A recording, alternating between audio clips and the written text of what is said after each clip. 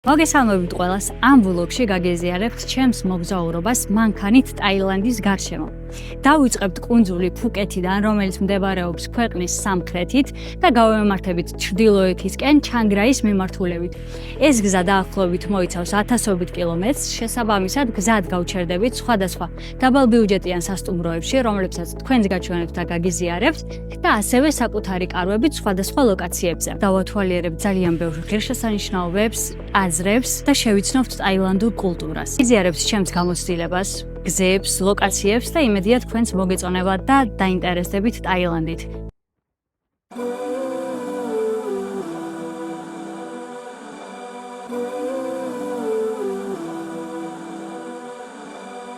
ეს არის ჩვენი პირველი გაჩერება, კარავს აი აქ გავშლით და აი ესეთი ხედი გვექნება.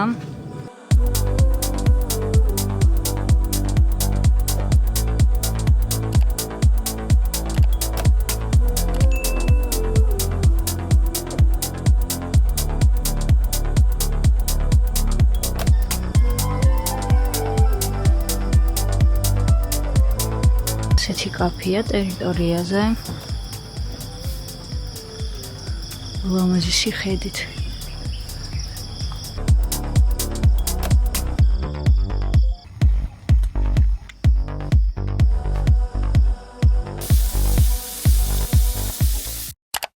ტაილანდში ზოგადად ძალიან უყვართ კემპინგების მოწყობა და მსგავსი ლოკაციები არის ძალიან ბევრი. ეს არის ერთ-ერთი ჩემი აზრით ყველაზე ლამაზი ადგილი და სწორედ ამ ადგილით მინდოდა დამეწყო ეს ჩვენი ტური კემპინგის, რომელიც მოვიწყეთ მე და ჩემმა ქმარმა და გადავწყვიტეთ, რომ დაგვეწყო ამ ლოკაციით. ეს ტერიტორია მთლიანად არის მოწყობილი, არის ყველანაირი აღჭურვილობა, აქვთ კარვებიც, თუ არ გაქვს შენი, შეგიძლია მათი კარავი იქირავო, აქვთ კონდიციონერები, ელექტროენერგია, რესტორანი, საპერფარეშო დუში და ანუ ყველანაირად არის მოწყობილი. აქვს ასევე ვილებიც და კოტეჯებიც. ამიტომ თქვენზე იქნება დამოკიდებული, როგორ გარემოში გესიამოვნებათ დროის გატარება. ჩვენ ავირჩიეთ საკუთარი კარავი, რომელიც შევიძინეთ 300 ლარად, უფრო ნაკლებად, 270 ლარად. აი, ასეთი სილამაზე გვაქვს. აქ არის ხელი ფოტოების გადასაღებად. აქაც სკამი და სხვადასხვა ფოტოზონები არის გაკეთებული ტერიტორიაზე.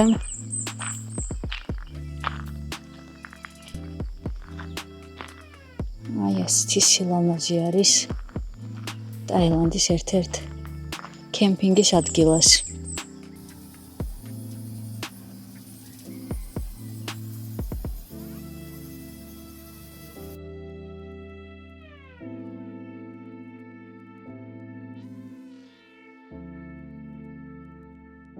ტაილანდელი მოვიდა ჩემთან და საიდან ხარ და ჯორჯია მეთქი და ჯორჯია და რაღაცნაირად შემოვხედა და მე ახსნას უწყებ რომ აი აქ მდებარეობს და ის პატარა 3 მილიონი ცხოვრობს რაღაც და და გაიწია და ტელეფონი ამოიღო და მეთქი ალბათ ტრანსლეიტის გახსნა უნდა თქო და უცებ ფოტოები არ გამიძრო ყაზბეგიდან და მცხეთიდან და თბილისში გადაღებული და მე ტრანსლეიტით გადამითარგმნა რომ მოგზაურობდიო წელსო.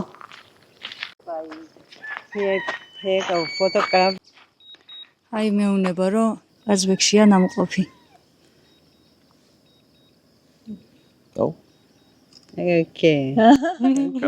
გაბუნგა. დროა ყავა გავიკეთოთ. ახლა რეალურად ჩვენ იმდენად კარგად მოვემზადეთ საკემპინგოდ, რომ აბსოლუტურად ყველანაირი აღჭურვილობა გვაქვს მანქანაში. და რეალურად ამიტოა, რომ მთლიანი მანქანა არის შევსებული და პატარა დეტალის დასამატებლადაც კი აღარ არის ადგილი.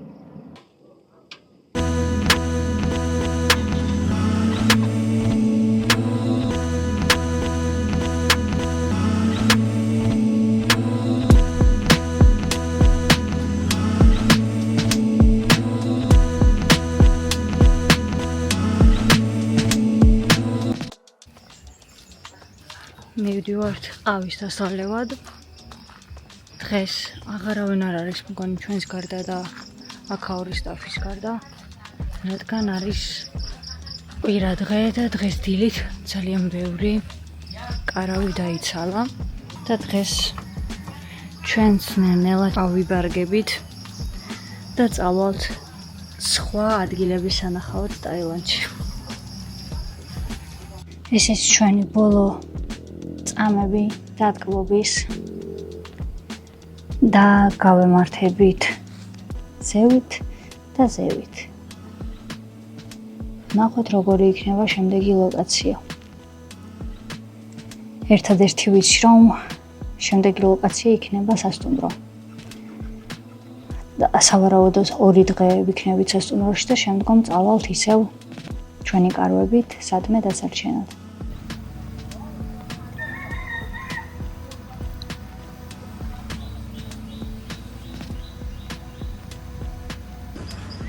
ვიფიქრე საქანელაზე დავჯდებითქო. საქანელაზე უკვე ზის ეს. მეთქი კაი, ხელს არ შეუშლი. დავჯდები სკამზე. სკამზე ესენი ზიან. მეთქი კაი, ამათაც ხელს არ შეუშლი და მანქანაში დავჯდები.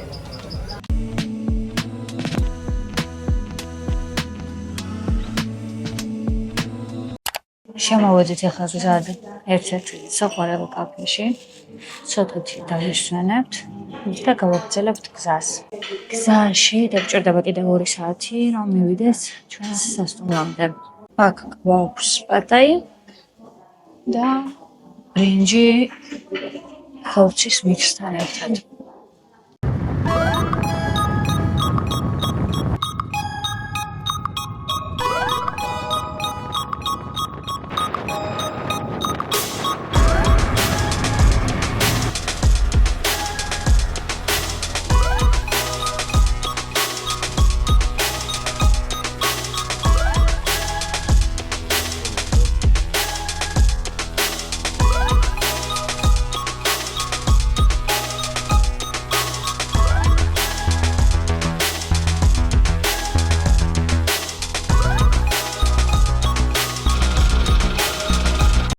ვედით ჩვენს სასტუმროში. ეს სასტუმრო მდებარეობს სურატანიში. ეს არის სასტუმროს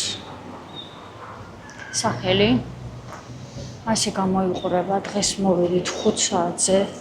ჩვენი ნომერი არის მეორე სართულზე და ასე გამოიყურება ჩვენი ნომერი. ასეთი ხედი გვაქვს. სივრცე აქვს და აქეთ არის ძველი წერტილი.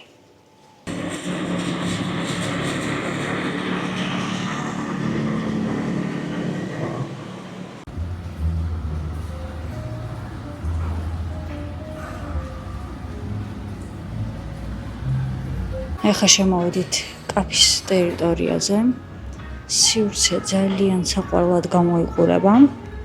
გუშინ წინასწარ შევუკვეთეთ, რას შევჭამდით საუზმეზე და იქიდან არის შესასვლელი სასტუმროში. ასევე აქვთ აქ ესეთი სივრცე, საიდანაც შეგიძლიათ აიღოთ სხვადასხვა დესერტები. გზად შემოვიარეთ ახლა სურათანის ერთ-ერთი ღირსშესანიშნაობის სანახავად და ეს ღირსშესანიშნაობა გამოიყურება ასე.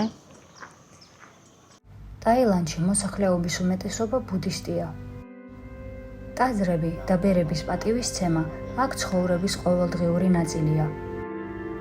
ამ ადგილას ოდესღაც ცხოვრობდა ბერი, რომელიც ცნობილი იყო თავისი სიბრძნითა და სიკეთით. ადგილობრივებმა მისი ხსოვნის საპატივსაცემად ააგეს ეს უზარმაზარი მჯდომიარე ქანდაკება.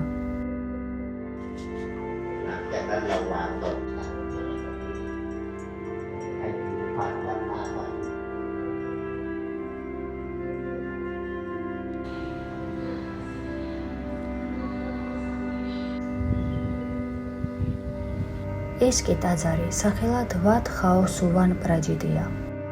ტაძარი, რომელიც ბორცვის მწვერვალზეა, საიდანაც ზღვისა და სანაპიროების პანორამული ხედი იშლება.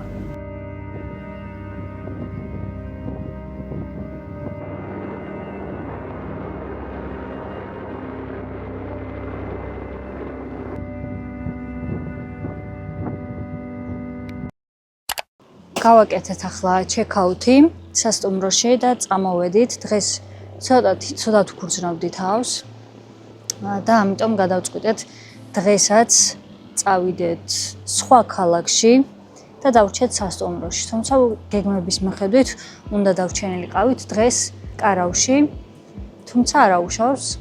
დღეს სასტუმროში დავრჩებით ისევ და ხვალ ვნახოთ შეიძლება წავიდეთ კარვის ლოკაციაზე. კი მოვედით სასტუმროსთან ახლოს ერთ-ერთ პარკში, რომელიც კუნძული არის რეალურად გაკეთებული.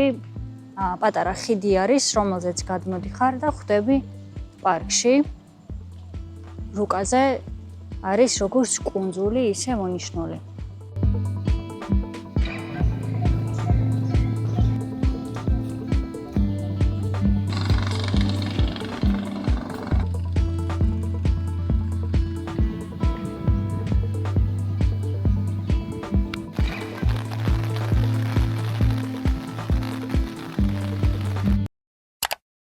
ცოტათი დავიღალეთ გზაში, რადგან ახლა ლოკაციამდე მისასვლელად დაგვჭირდა დაახლოებით 2 საათი და გადავწყვიტეთ 7-ში შემოსვლა და საჭმლის ყიდვა. ჩემი ყველა საყვარელი საჭმელი 7-დან არის ცეზარის სალათი, ასევე ნორში შეფუთული ბრინჯი თევზთან ერთად და ასევე ჩოკა. მიყვარს კიდევ 7-დან ესეთი წყალი, არ ვიცი რამდენად B ვიტამინებით არის სავსე, მაგრამ გემრიელია. და ახლა ცოტათი შევჭამთ და ძალებს მოვიკრიბავთ, რადგან გზისთვის კიდევ დაგვჭირდება დაახლოებით საათნახევარი. ესეთი სალათი გვაქვს ცეზარის, თავის ცეზარის соусთან ერთად. გამოიყურება.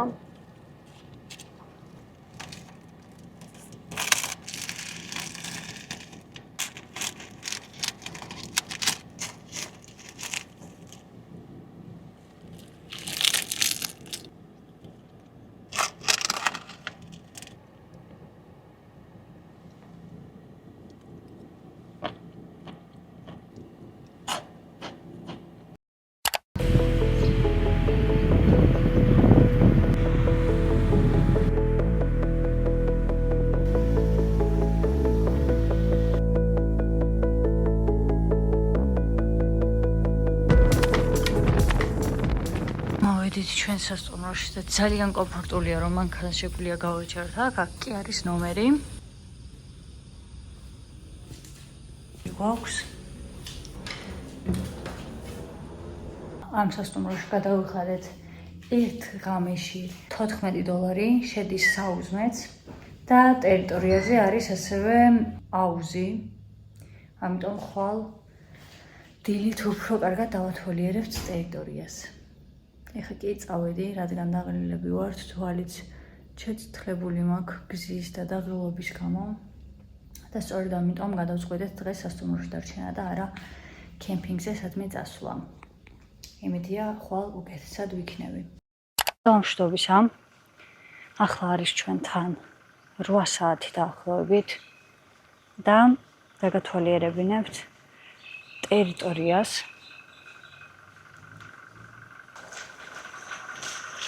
აქ არის რესეფშენი, აქეთ არის აუზი და რესტორანი. ახლა შევუკვეთე საუზმე და დღეს გადავწყვიტეთ, რომ წავიდეთ კემპინგზე.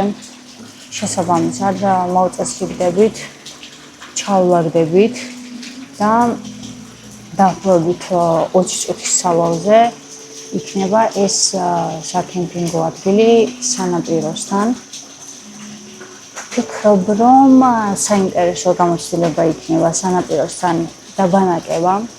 ვნახოთ, როგორი სიტუაცია გვხვდება იქ. პატარა ბუნგალოები აქვს გაკეთებული და როგორც გითხარით, ტაილანდელებს ძალიან უყვართ კემპინგის მოწყობა, შესაბამისად მთლიან ტაილანდის ტერიტორიაზე ძალიან ბევრი საკემპინგო ადგილებია. ახლა ნელ-ნელა ვალაგებთ ჩამოდნებს და ძალიან კომფორტულია ამ ტერიტორიაზე, რომ არის პირდაპირ პარკინგი შენს ნომერთან. რადგან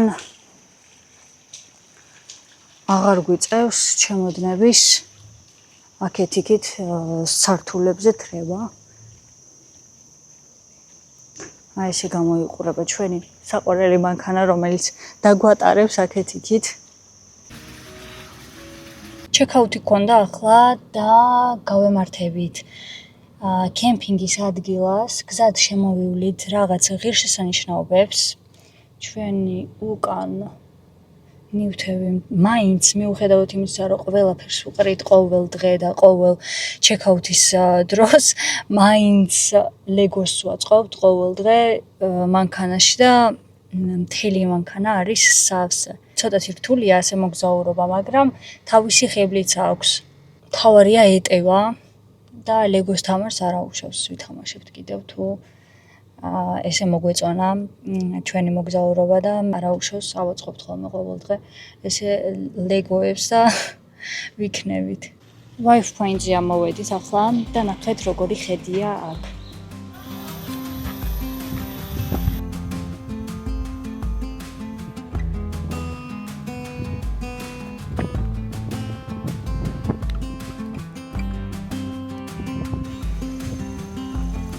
ახლა ტაილანდში არ არის ტაილანდის სეზონი, არის ივლისი და ჩვენ სპეციალურად გადავწყვეტეთ არასეზონზე მოგზაურობა, რადგან ამ პერიოდში უფრო სიგრილია ხოლმე, წვიმის სეზონი იწყება ამ დროს, შესაბამისად ტაილანდში უფრო ნაკლები ტურისტები არიან და ფასებიც სასტუმროებზე შესაბამისად, ამიტომ არის რომ დაახლოებით $10-დან $20-მდე. თან გარეთ სიარულიც ასე თუ ისე კომფორტული არის. ეს ამინდი, დღეს როგორი ამინდის არის ჩემი ყველაზე საყვარელი ამინდია ტაილანდში, რადგან 2 წლიანი ცხოვრების შემდეგ მივხვდი, რომ ძალიან სიცხეები იცის ხოლმე ტაილანდში და გაუცადლისია ამ პერიოდში მოგზაურობა და დროის გატარება გარეთ. შესაბამისად, ეხლა ყველაზე კარგი პერიოდი არის სექტემბერი, უფრო წვიმები არის ხოლმე, შესაბამისად შეიძლება რომ გაგვიჭირდეს მაგ პერიოდში მანქანით მოგზაურობა, რადგან რამდენიმე ქალაქში დატბორვაც იცის ხოლმე სექტემბერში ამინდმა გზების, შესაბამისად მსგავს სიტუაციაში ვარ მოვხვდეთ, ამიტომ ავირჩიეთ ივლისი-აგვისტო ეს პერიოდი აქ სამოგზაუროდ მანქანით. შემთხვევით მანქანით მოვდიოდით ერთ-ერთ ლოკაციაზე და გზად შევამჩნიათ წარწერა, რომ არის კემპინგი აქ და შემოვიარეთ.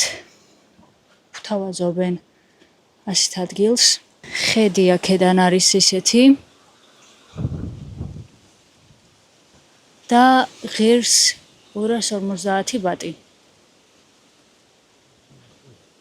გითხრეს, რომ აქ დღეს არავინ არ არის და შესაბამისად ნებისმიერი ადგილის არჩევა შეგვიძლია. ქარის ტერიტორიაზე საქანელა სამზარეულოს ზონა და რა თქმა უნდა ხედი ზღვაზე.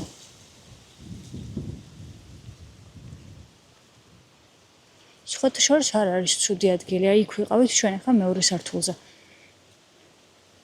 არ არის ცუდი ადგილი და ძალიან ლამაზი ხედი არის. ჩვენ რეალურად სხვა კემპინგის ადგილისთვის გქონდა მიწერილი და იმასაც ვნახავთ დღეს და რომელიც უკეთესი იქნება, იმას ავერჩევთ. ფასი შემეშალა 300 ბატი ღირს, 150 ღირს ერთ ადამიანზე. თუ გაქვთ საკუთარი ტენტი, რეალურად ყველგან მსგავსი ფასები არის. არ განსხვავდება ფასები ერთმანეთისგან. აი აქ ჭიშკრის იქით კიდევ არის კემპინგის ადგილი და აქაც საინტერესო ჩანს. მეორე სართული რეალურად აქ მოგვეწონა, თუმცა ჩვენი ტენტი არ დაეტევა სიმაღლეში. მაგრამ ძალიან კარგი ადგილია რეალურად. არ ვიცი, ვნახოთ ახლა რამდენად გადავწყვეტ აქ დარჩენას. თუ წავალთ იმ ადგილას, სადაც სხვა ხალხიც არის. ახლა მოვედით ადგილას, სადაც ვიცხოვრებთ. და აი ასე გამოიყურება ეს ჩვენი მანქანა და ეს არის ჩვენი სახლი. სავარაუდოდ 2 დღით არ ვიცი ვნახოთ, რამდენი დღე გავჩერდებით. აქ არის კიდევ სხვა ბუნგალოები, საქანელა აქვთ აქ. აქეთაც არის სხვადასხვა ტენტის გასაშლელი ადგილები. იქით არის საპირფარეშო და აბაზანა. მაგრამ ჩვენ ავირჩიეთ ეს სახლი, რადგან პირდაპირ ხედი აქვს ზღვაზე. ამ ადგილას დარჩენა თქვენი ტენტით დაგიჯდებათ 300 ბატი. ავიდეთ ახლა გაჩვენებთ ზემოთ რაც ხდება. ზემოთ გვაქვს ასეთი სივრცე, სახურავი, ესეთი ხედი გვაქვს. აქ ნავს აწყობენ. აქეთ ტაილანდელი დამსვენებლები არიან. და აქედან გვაქვს ხედი მთებზე. აი ასეთი. შეიძლება ზოგს ის ადგილი უფრო მოგეწონათ პირველი რომელიც განახეთ, მაგრამ ამას ჭერი აქვს ძალიან მაღალი და ჩვენი ტენტი დაეტევა. ჩვენი ტენტი არის დაახლოებით 1.80 მ. შესაბამისად ის ჭერი დაბალი იყო დაახლოებით 1.70 და გაგვიჭირდებოდა გაშლაც, რადგან სივრცე იყო პატარა. აქ კი ძალიან დიდი სივრცე არის და თავისი აივანიც აქვს. ტერიტორიაზე ასევე შევხვდებით რესტორანს. არ ვიცი როდის მუშაობს რეალურად, იმიტომ რომ ეხლა დაკეტილი არის. მაგრამ არის ხვალ დილით ვნახოთ, ეხლა არის დაახლოებით 6 საათი. გავშლით სავარაუდოდ ჩვენს ტენტს და დავიწყებთ საჭმლის მომზადებას. კოცონს ანთებენ ხოლმე აქ. აქეთაც შესაძლებელია ტენტის გაშლა. არ ვიცი, ჩემთვის პირადად ესეთი ადგილები სულ სხვა რაღაც ვაიბი მოაქვს ასეთ ადგილებს და ძალიან მომწონს და რატომაც არა, როცა უსაფრთხოდ შეიძლება იგრძნო მსგავს ტერიტორიაზე თავი, როცა სხვა ადამიანებიც არიან აქ და თავისი მესაკუთრეც ადგილზე იმყოფება.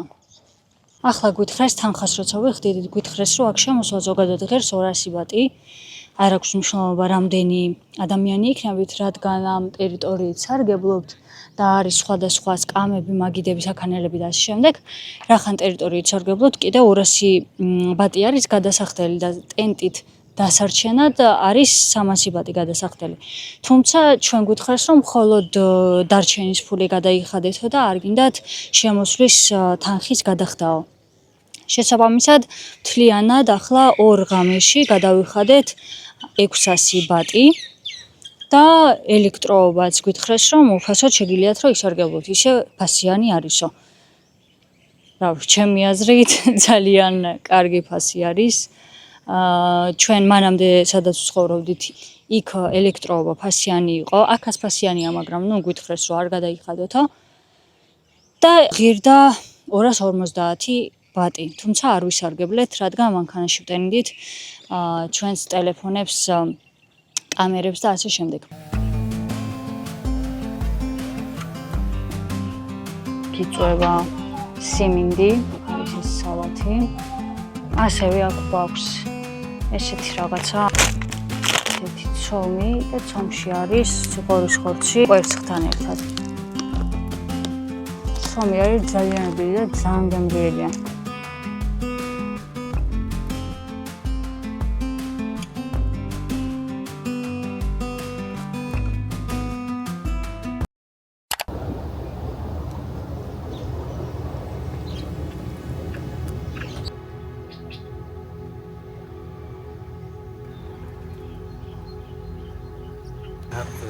Radhika.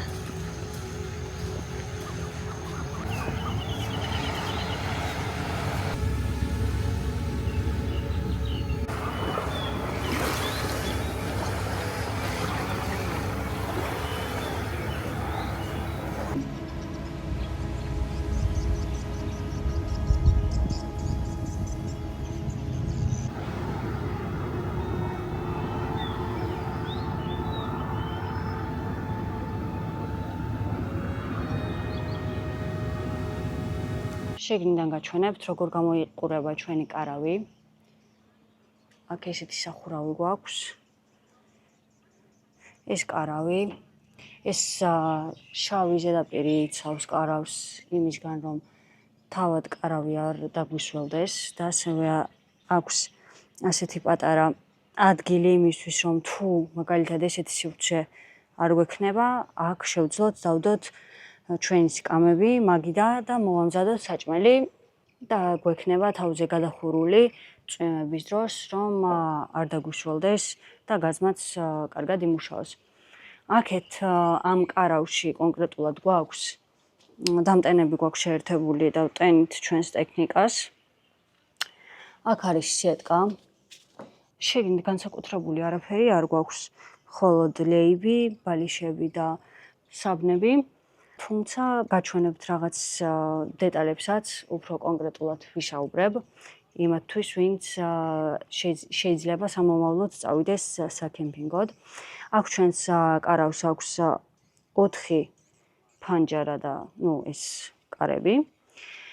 ხოლო რაც შეეხება ლეიბს, აქ გვაქვს ასეთი პატარა სივრცეები, რომლის გაღების დროსაც ლეიბი თავისით იბერება, ხოლო მეორე მხრიდან აქვს ასევე ასეთი სივრცე, რომლის მეშვეობითაც ლეიბი იფუშება.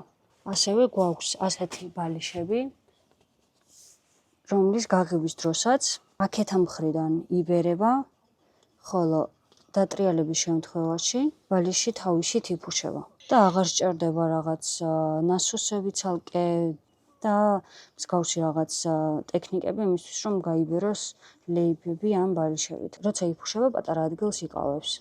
სიმაღლე არის დაახლოებით 1.70-80-მდე. არ არის დაბალი ჭერი.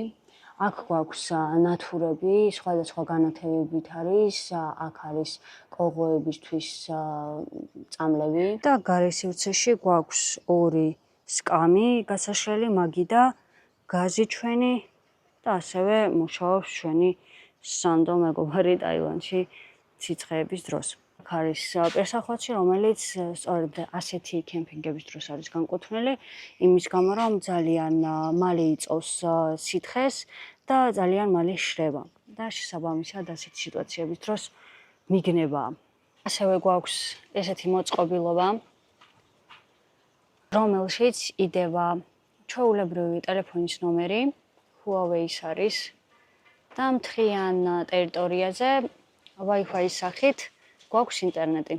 გამოსადეგარია, რადგან შეგიძლიათ თუ მაღალ მთიან ადგილას მიდიხართ, დატოვოთ ისეთ ადგილას, სადაც ინტერნეტი იჭერს და შემდგომ Wi-Fi-ის სახით ტელეფონზე გექნებათ ინტერნეტი. აქ გვაქვს ჩვეულებრივი გაზი, თუმცა აქ მნიშვნელოვანი რაც არის ეს ნაწილი. ამ გაზს არ მოყვა არაფერი, თუმცა ჩვენ მოვიფიქრეთ ასეთ რამ, რომ ის გამოგვადგებოდა ქარის დროს, გაზი რომ არ ჩაექრო, აქ მივამაგრეთ წებოზე მაგნიტები, რომელიც ეკრობა ამ გაზს და შესაბამისად ქარის დროს არ გვიქრება გაზი. და კიდევ ერთ-ერთი ყველაზე მნიშვნელოვანი რამ ტაილანდში ეს ჩვეულებრივი ერთის მხრივ ჩვეულებრივი, რომელიც შეგიძლიათ რომ დადოთ მაგიდაზე, თუმცა აქვს ესეთი ნაწილი უკან, რომლის მეშვეობითაც შეგიძლიათ მაიკაზე დაიმაგროთ, ეს თავი უტრიალდება, ან დაიკიდოთ საერთოდ, ასე დაიკიდოთ და არ შეგაწუხებთ სიცხე საჭმელის მომზადების დროს, ან უბრალოდ ქუჩაში სიარულის დროს. კიდევ გაგიზიარებთ თუ გამახსენდება რა საჭირო ნივთები შევიძინეთ აქ მოგზაურობისთვის და იმედია თქვენც დაგაინტერესებს და უყურებს ისეთი ადამიანიც, რომელიც აპირებს საკემპინგოდ წასვლას, ემზადება და გამოადგება ჩემი რჩევები. თქვენი არ ვიცი, მაგრამ მე 2 წელი ვეძებდი აი ამ ხილს. ეს არის ჩვეულებრივი ატამი, რომელიც ტაილანდში აღმოჩნდა ძალიან რთულად საშოვნელი და სადღაც ჩუმპუნში ვიპოვე ეს ხილი და ახლა თქვენთან ერთად დავაგემოვნებ. წინა წელს ვიყავი საქართველოში ჩასული, მაგრამ იყო სექტემბერი და მითხრეს, რომ აღარ არისო და საქართველოშიც ვეღარ შევჭამე და შეიძლება 2 წელზეც მეტი იყოს გასული, რაც ატამი არ მიჭამია.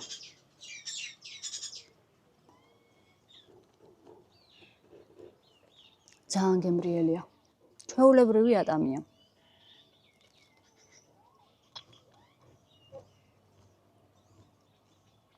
ჩვეულებრივი ატამი, რომელიც რატომღაც არ იშოვება. ძალიან მონატრებული ხილის გემო აქვს. გემშვიდობებით ჩვენ სახლს და გემშვიდობებით თქვენს. არ დაგაუწყდეთ არხის გამოწერა, რადგან ეს ჩვენი მოგზაურობა ჯერ კიდევ არ დასრულებულა. ჩვენ ვაგრძელებთ ისევ ტაილანდის აღმოჩენას, ამიტომ გამოიწერეთ არხი და დაელოდეთ ჩვენი მოგზაურობის გაგრძელებას.